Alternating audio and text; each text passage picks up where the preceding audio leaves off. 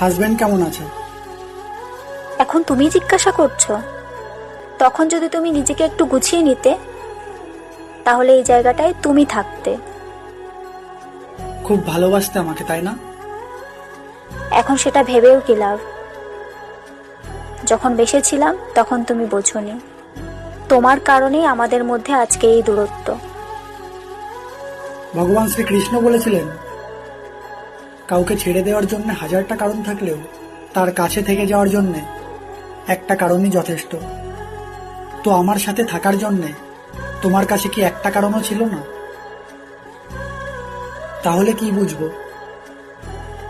তোমার ভালোবাসা মিথ্যে, নাকি শ্রীকৃষ্ণের কথা?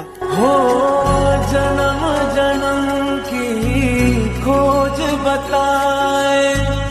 ভালোবাসায় নীতি কথা নয়, বাস্তবতা কাজে লাগে।